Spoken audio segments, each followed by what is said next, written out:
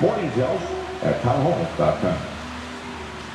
The following is an America Matters media production. The views expressed do not necessarily represent those of the station or its advertisers, although we think they should. But that's the opinion of America Matters Media.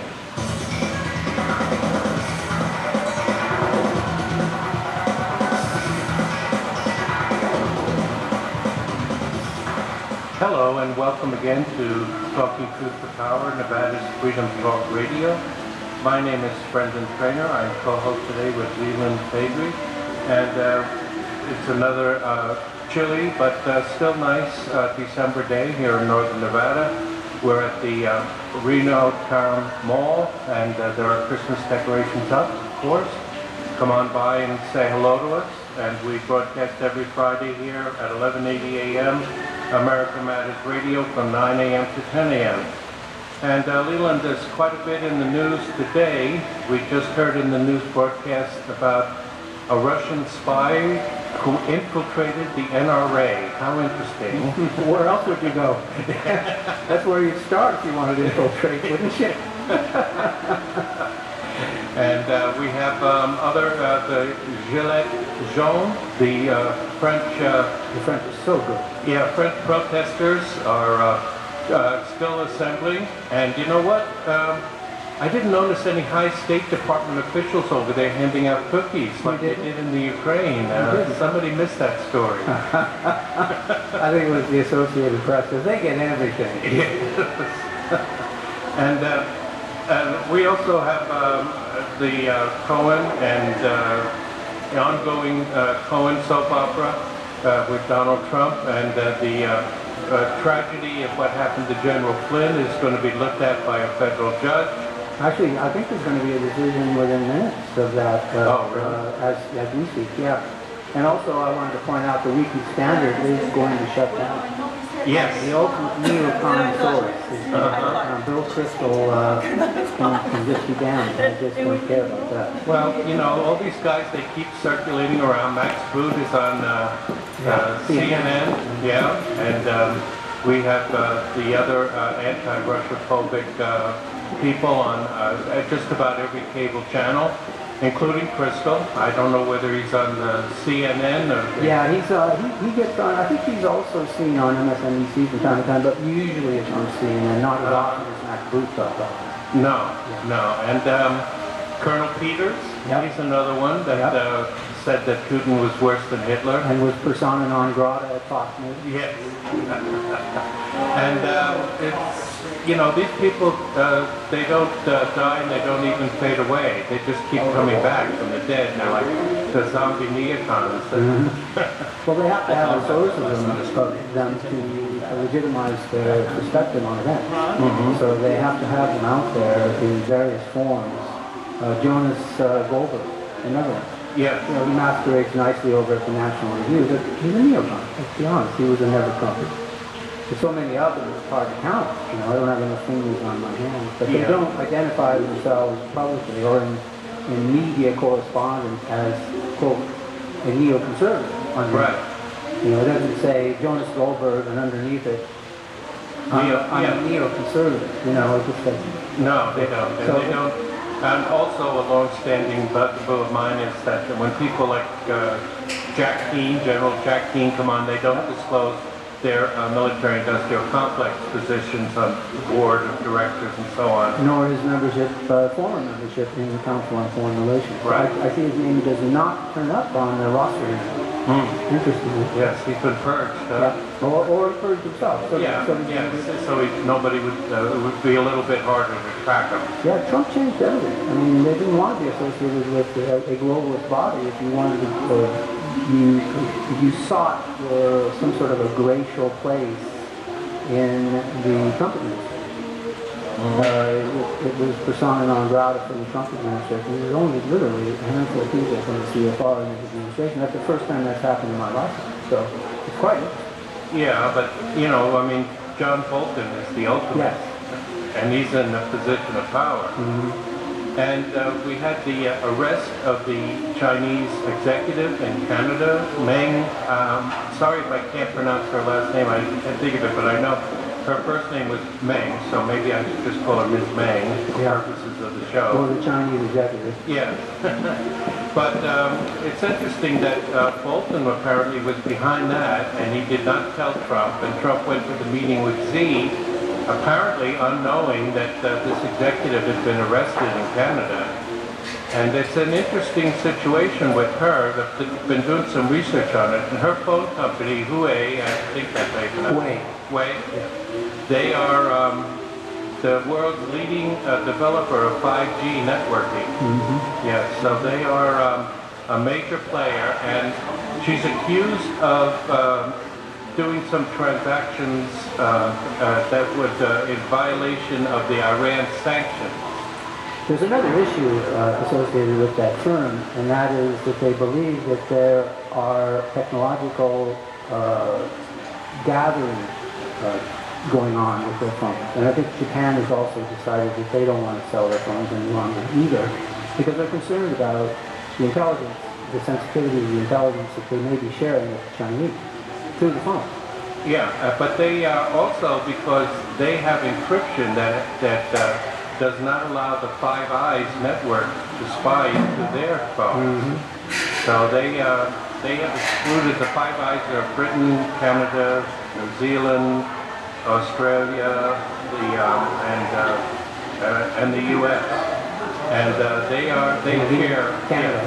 share they share the intelligence that is gathered, and they have the ability to hack into Western phones that we don't know about. But except for what was told to us by, several people of much notoriety, but they don't. Huawei does not allow them access to their phones, and so. But they have a bit of an exclusivity associated with their marketing, and some of the countries now are lining up against that exclusivity, but they brought it on themselves if they were selling to the Iranians against. Well, not so much that they were selling to the Iranians, but the thing is, did they carve out a fake company to do it with, and were they actually?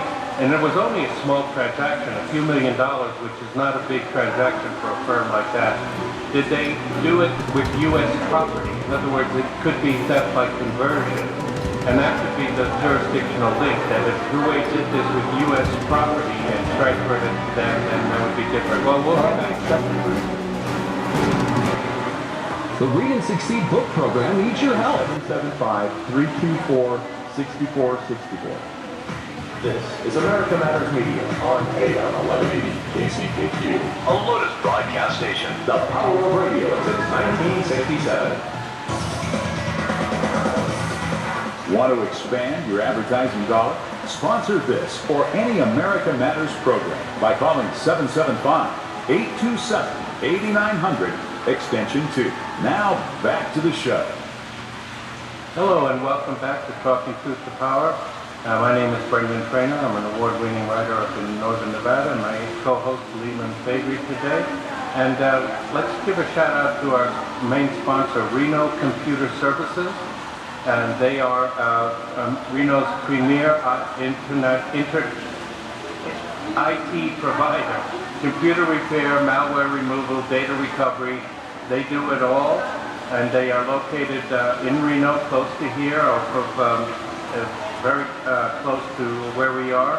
They specialize in preventive approach that delivers reliable and secure PC performance.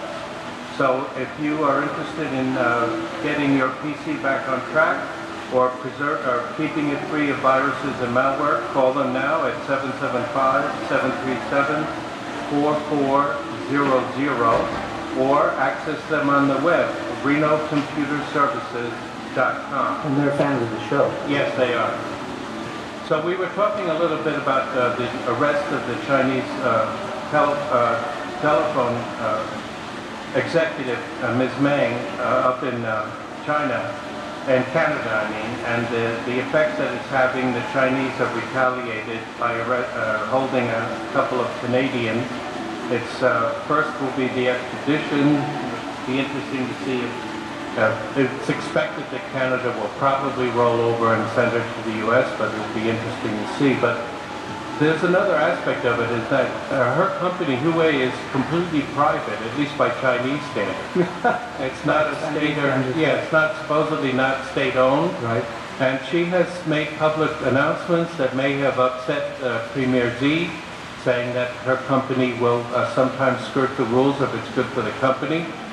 And he may be willing to let her rot for a while in Canada as a headstrong daughter of a friend, teach her a little lesson. Yeah. And so it's all going to come out in the wash. But there have been other strange things happening with Chinese engineers. For example, there was a Professor Zhang, who was a Nobel Prize winner, who was also a pioneer in the development of 5G networking, who suddenly at age 55 and just threw himself out of a window and committed suicide, at least by the official accounts.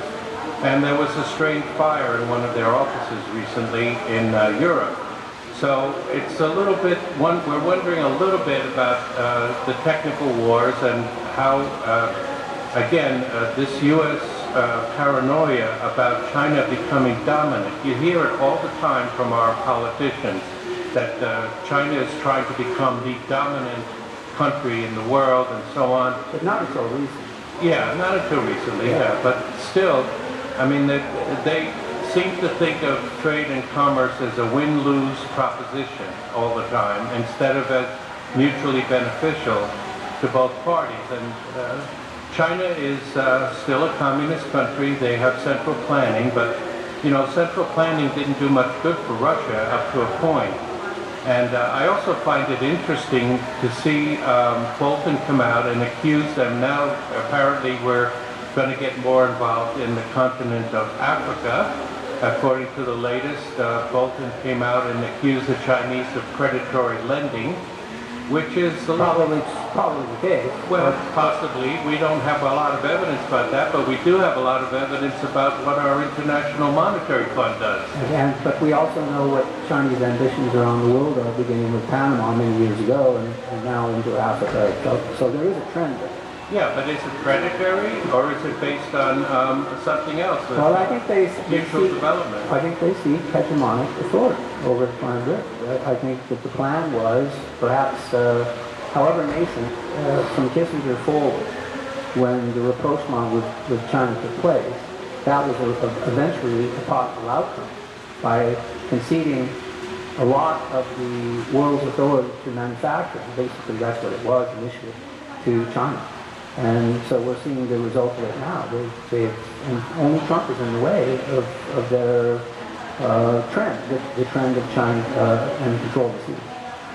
Control of the seas? Yeah. Oh, yeah. America. They've got ports. They're building ports in Portugal, everywhere, all over. Yeah, but they don't have a navy. No, not yet. No, of course not. But that's their ambition by 2030. Yeah, but you can't do it. I mean, we have all of these aircraft carriers, and they're worthless. If we have the will, and by your account, and Bolton is that person who's standing in the way of hegemonic authority on the planet. But I'm not convinced that he's representing the actual thinking of the supranational region. Okay, but I mean, the world's, nobody is projecting more hegemonic authority than the United States. Right, and that's been their goal. But they want, I don't see that all empires end badly. They have to pass it off to somebody. Uh-huh. So it's China. So we're passing it off to China? Yeah. Okay. That is what I see in the future. That was the goal, Well, perhaps until now. China has 500 billion people. I mean, whatever it is. No, not that many. Well, okay. What is it? 6 or 8 billion? Yeah. You know, they have and they have resources. They have natural resources, and they have intelligence. I mean, the northern Orientals are one of the most intelligent people as far as group IQs on the planet. Right. And so they deserve to get something as long as it's fairly done. Well, therein lies the problem. It's fairly done. Yeah. And well, I mean, the people are their partners are working with them, and we're telling them now that they should come to the U.S., but the U.S. has not been a great deal for Europe. Will the U.S. be a better deal for Africa? I don't know. The Chinese have a long history of doing business in Eastern Africa anyway. Yeah, but they're not stopping there. I have one correction for the show. Okay. There's only 8 billion people on the planet. Okay. China has 1.3, almost 1.4 billion. 1.4 billion. Yes. So you said there's only 1 billion on the planet? No, there's only 8. There's less than 8 billion. There's only less than 8 billion on the planet. All right. They have billions and billions of people, but they have a lot of resources, and you know, again, you're talking about something that's way in the future, when the hegemon right now is the U.S., and where we know the International Monetary Fund is a predatory lending institution. Mm-hmm. And we've seen it in the Ukraine, and there were just recently riots in Argentina over their policy. Which is why the Trump administration has made initiatives, or has taken at least verbal initiatives, that they want to at least to extricate or renegotiate our role with the money. Well, that would be welcome if we could see it, but too often I see Donald backing off from what his instincts. Well, I call it his instincts. Yeah, but if he's required, or he has no, I mean, look at the extent to which the deep state still controls the media. I mean, I don't know what kind of control he actually has in the President of the United States. It's long held as understanding that because he becomes President of the United States, you have this enormous ability. It's being revealed not to be the case, because the deep state is entrenched, and he'll go away in 500 years. So it's not the way it's perceived generally by the United States. As far as presidential power? Yes. Yeah, but he appoints all these people. Around him, yes. But if you say underneath him, the apparatus of the Justice Department, the apparatus of state, the apparatus of wherever the federal government goes, it is not to the extent that these people are loyal to the administrative trends or goals that he's outlined. I know, and I agree totally. I mean, we've seen the FBI once again go low. They lost the phones. They lost the text of the phones of Lisa Page and Peter Strzok. Huh. Yeah. How'd that happen? Yeah, and the Pentagon lost billions of dollars, yeah. You know. Yeah. So, I know. Completely out of control. I know it's completely out of control, but I think he could do a better job of pulling people. He doesn't, I mean, there were people in the Reagan administration that did not have this global view, and he's pulling up to the cabinet level some of the worst people that are imaginable, such as Pompeo and Well, remember Rand Paul, and then he went to all that control. I think that there was a recognition that it had to be somebody like Pompeo. It had to be somebody in his background. He doesn't come from the CIA. He doesn't have a global. So, in that sense, wherever the administration goes, I'm comfortable with even the old guys, whom I do not like at all, because I understand what you're trying to do. Even to the old guys, is a foot in the door. That foot in the door over there, I'm 50 years.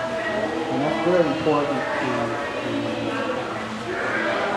the dialogue with the neoconservative globalists that, let's face it, are still looking at the magazines going on today are still in place.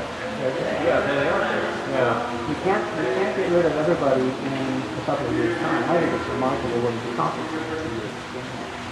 Well, yeah, you can look at the glass half full, but I'm afraid I'm looking at half empty a lot of the time. Yeah, well, maybe that's why we're here. Yeah. Balancing each other out. But the Weekly Standard is an important event. Right. Of course, it's media, because they can't make it. There's no advertisers. Nobody wants to support them. That's an extraordinary victory.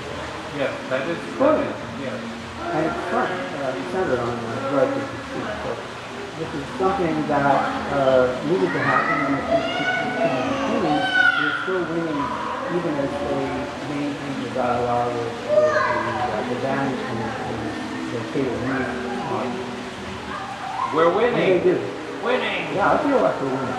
For the first time in my life, I feel like we're winning. Okay. Yeah, and I've been optimistic, but we'll talk about it again after the break. And welcome back to Talking Truth to Power.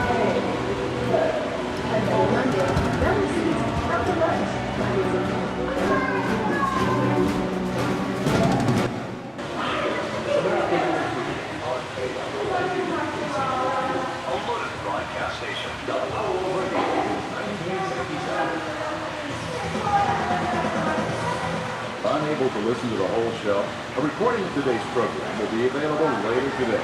Visit americamatters.us and click on the podcast link. Now, back to the show.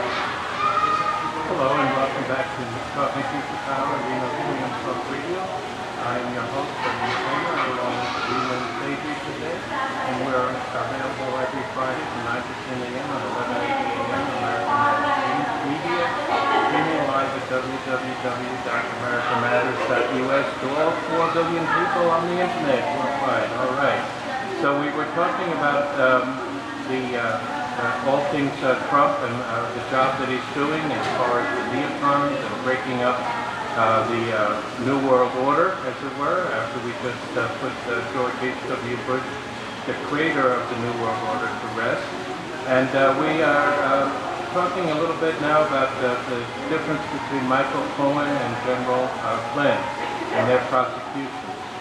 So we had Cohen and responding to President Trump's interview on Fox, saying that he did nothing wrong, and Cohen saying that, oh, the guy's a cad, and he told me what to do. So where do you think we are on that one? Well, the Federal Elections Commission have a number of, I don't know if they're still members, but at least people who have been seeing these kinds of things for years, and they say there's nothing there. That this is the kind of thing that is usually resolved by fines and that sort of thing. I saw Alan Dershowitz this morning. He said that this is the weakest case of anything he's ever seen. The worst of that fact. So I don't see it going anywhere, but it'll hang over for the remainder of this term and probably peel off some votes going into the next election. I'm sure that's really the only incentive. Yeah, you get it's just attack and smear and attack and smear, and you're right. I mean, we had several cases in the past where people have made campaign contributions, supposed or accused of using campaign contributions to cut money, and one of the most famous being Edwards' campaign. John Edwards, yes. And so far, it has not resulted in a conviction or anything serious. And, you know, the Republicans put this whole thing on themselves, basically, because it was John McCain, a Republican in name only, perhaps, but still a Republican, who created McCain-Feingold, who whole mess with campaign contributions. Absolutely. No, he was a nefarious senator who created nothing but mischief in his years there. And as you mentioned, one of the ultimate neoconservatives ever. Yes. And you notice how Lindsey Graham has a different paradigm of the universe. You know, McCain is no longer. Yeah, he's trending towards, away from Saudi Arabia, towards Qatar. And this whole brouhaha over Khashoggi and the Senate vote that finally used the War Powers Act, called that on the War Powers Act in charge, to condemn Saudi Arabia's war in Yemen. Qatar is like a thumb sticking out of the Arabian Peninsula, a little tiny country but rich in oil. Yeah, but they are becoming more influential, and it was the Saudis that and their buddies in the southern most coalition of Saudi, Yemen, and Bahrain that tried to isolate and expel Qatar, and then Qatar just pulled itself out of both. Yeah, it was an interesting development, wasn't it? Yeah. No, it doesn't mean so. Yeah. It's not necessary to be part of the ministry. Right, exactly. And it's kind of, people don't know when Lindsey Graham speaks that he is basically influenced by and receives campaign contributions from Qatar, but there are other Republicans that are taking Qatar's side now, as did the former Secretary of State in the whole isolated Cutter situation that we had tried to direct wisely.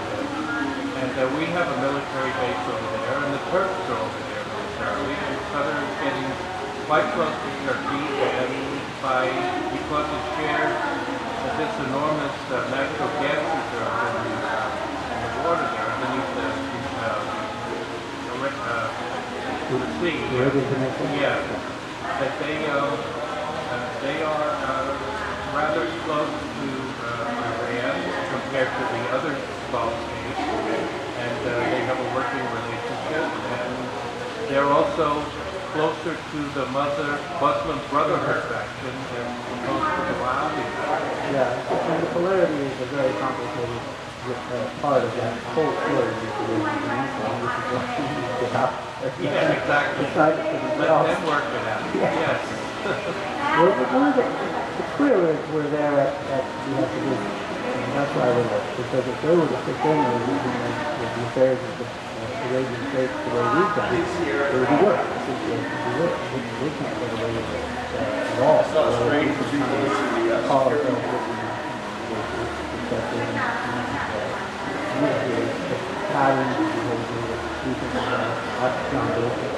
and it's just a mess that can't be taken. It's in there without it. Yeah, exactly. You know, you mentioned Israel, and Republicans would criticize Obama for saying that America to leave from behind. That is Israel's main strategy. Yeah, that is what they do. Yeah, it's massive. Yeah. So, but not so much anymore. The cost of carrying on their program is becoming higher and higher because of the Hezbollah is becoming more powerful. When Israel threatens Hezbollah in Lebanon, now they basically like to come through by this, bring on the tanks and bring it on. The Hezbollah is not afraid of the Israeli defense army at all. Well, they don't value life to do.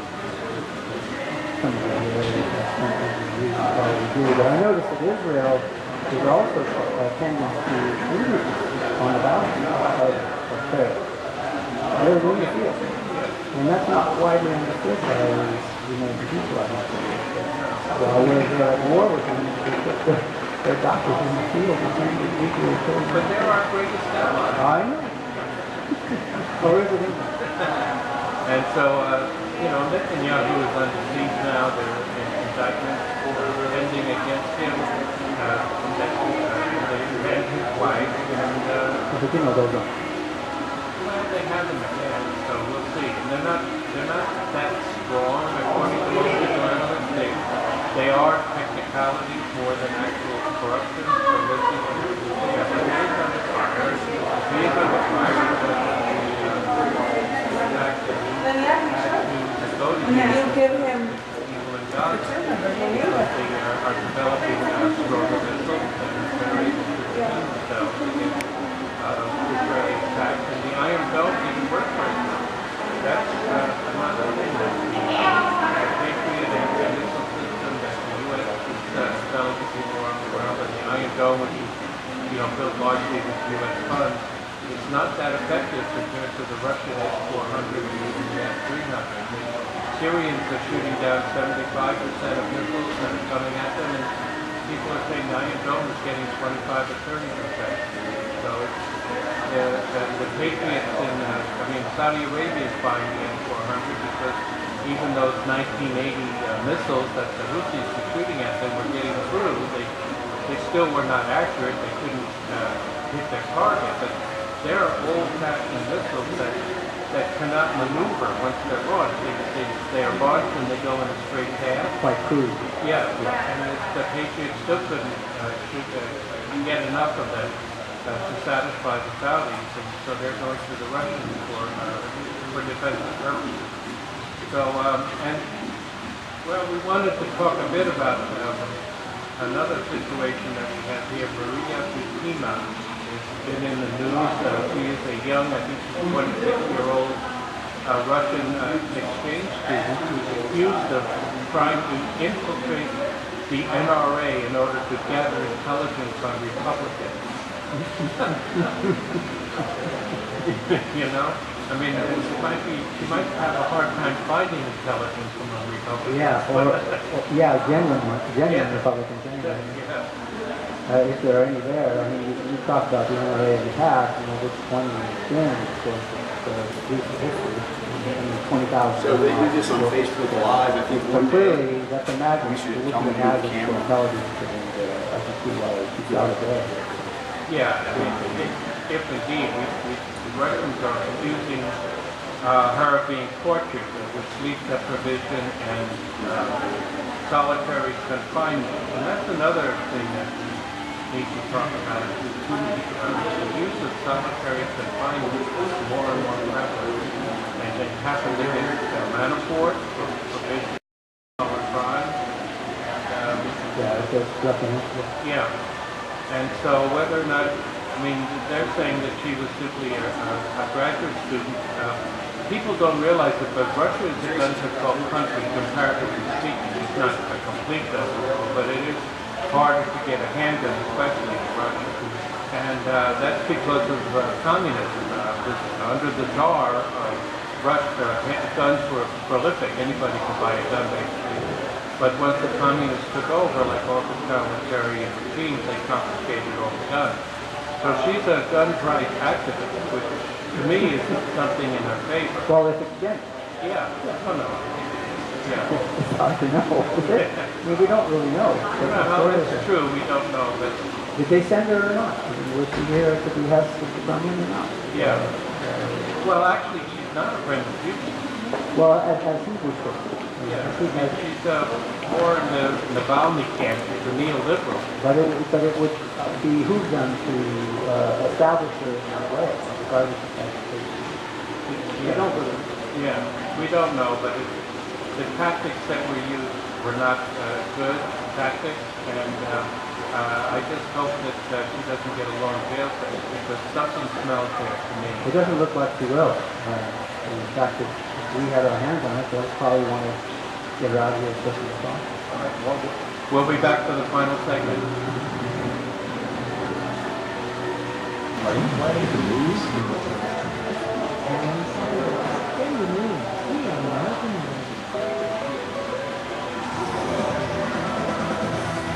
To join the conversation, call 844-790-TALK. That's 844-790-8255. Now, back to the show. Hello and welcome back to Talking Truth to Power, Reno Talk Radio.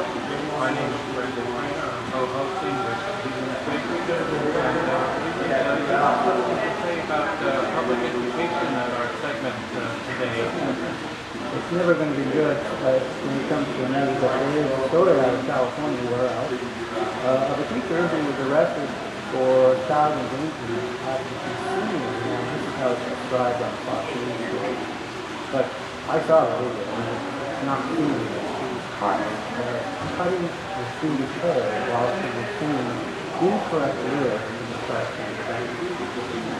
Now, I'm just, how many times do we have to hear stories like this before we start speaking this out? That's my opinion. Exactly. Well, that's what people have got to start thinking about, and it is easier to do that now than it has been in a long time to homeschool. People find alternatives to school choices, movement, and people should be thinking about why am I sending my children to school? While I wouldn't characterize it as an engaging the students, but I look at this, the kid seems to be relatively comfortable having his hair.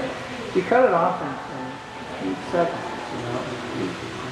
Why would you cut it? Well, this is what, I'm not sure you have the answer to this question, which is why I'm bringing it up. I mean, who are these people that we're sending our kids to? And there seems to be somebody like this every week somewhere, maybe more than one. And I think the mass media is not focusing on this for a reason. They don't want to disturb the quality of education. They're hand in glove with their elite American Marxist preference to have children So I think there's a reason why this kind of evaluation is important and this is deserved to see. And I think parents would probably more likely take their children out once they see something. Imagine the scene starts at scientific, the scene starts at the bottom. With scissors and just cut.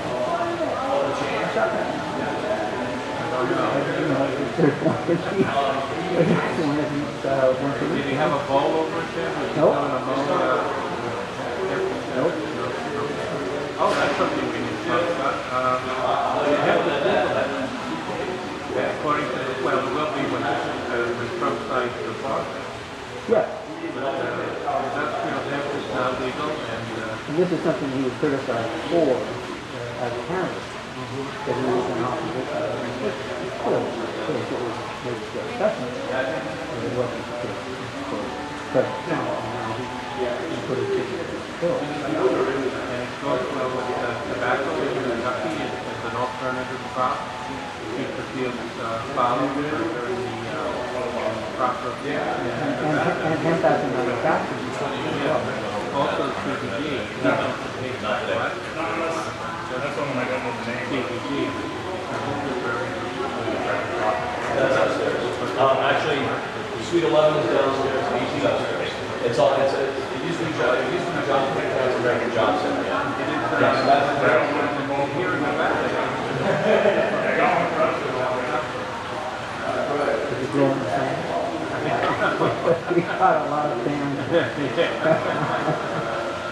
Well, I don't know about that, but we do have enough fertile farmland that it could become a major activity here. I know that we utilize it here. And we should have a Yep, and we have California.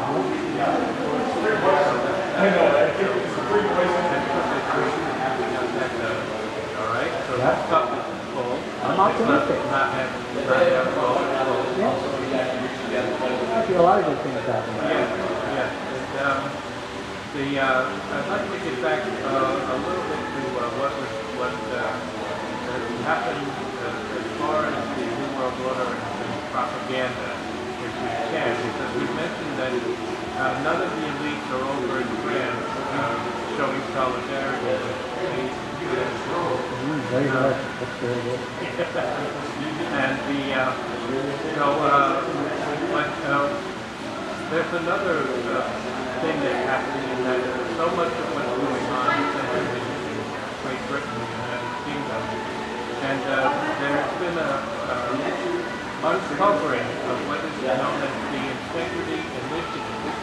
And I don't know if you're familiar with this, but apparently the British government is running a secret anti-Russian smear campaign by recruiting journalists all over the world. And then when the time is right, they send them a social media message to write something negative about Russia. That in my body. I'm telling you. There's something, actually. And the British government gave them £2.5 million or something. But the main thing is that it continues to do it. And it's seen as a way of slamming Jeremy Corbyn. And Corbyn, of course, is the Labour Party, more to the left than any Labour Party candidate has been. Very much so. Yes. And but again, also more anti-imperialist than we have seen out of Labour. And, Except when it comes to Europe. well, yeah. But, so this Integrity Initiative and their Twitter accounts and everything else, it shows how far the British are going to try to undermine the resistance, whatever form of resistance takes. Yeah. The working class of France, the Russians around the world. It's interesting that they have put a mole into Bernie Sanders' camp. A fellow named Simon Brayton Lane is supposed to be an ethic, but is actually working for this initiative. And why is that interesting? Because I'm taking a hard look at multi-gathers and their run of present. But funding, I don't know if it's we have somebody on the left that is not just the world over the world, but it has a different world view. I'd like to see how she fleshes that out. Because she's all but said that she's running, and she has an aggressive campaign on her website to try to get people to join a multi-gather warrior. Right, because the globalists, they don't want it. No. So he's got to fight power. But it makes for a very interesting relationship, at least for a while. Yeah. You should have a microphone and talk about it, particularly foreign policy. That's what That's what she's at. Exactly. I mean, nobody likes higher minimum wage and Medicare for all and all the other maggots that he has to more or less carry with them. But at least there's more sincere than the internet package. correct. So they deserve some support from libertarians and paleo-conservatives that are possible American foreign policy. Yeah, if there were supposed to be someone off that side of the aisle, then I would definitely support her. Yeah. And besides that, she's attractive and she's Catholic converted to Hinduism. Well, I don't know what that has to do. Yeah, well, it's an interesting backstory. Well, it is. I didn't know about the Hindu version. Yeah, that's what I've heard. I'd love to have a conversation with him. Yeah, it's better than John Brennan converted to Islam, right? Yeah. Well, yeah, John knows about that.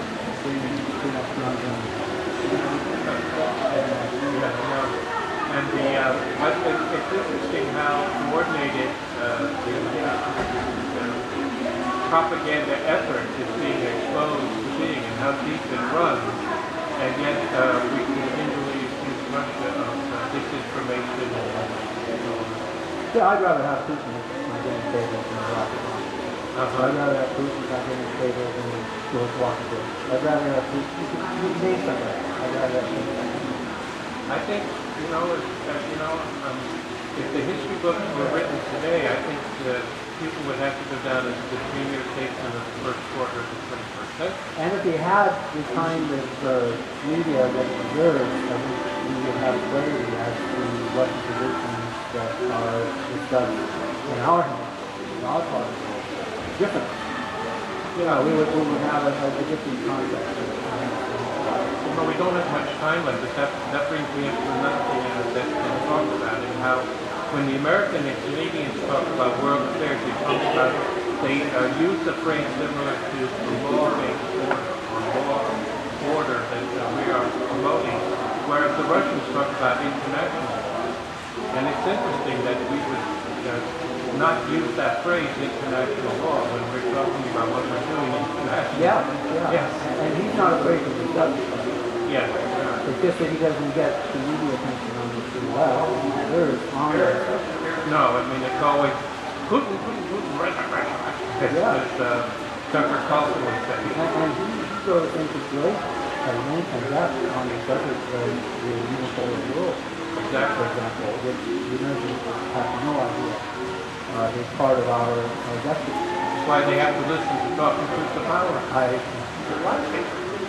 All right, well, we're almost done with another show. We'll be back next Friday morning. And please tune in again to Reno's Freedom Talk Radio. Talking Truth to Power, 1180 AM American Magazine.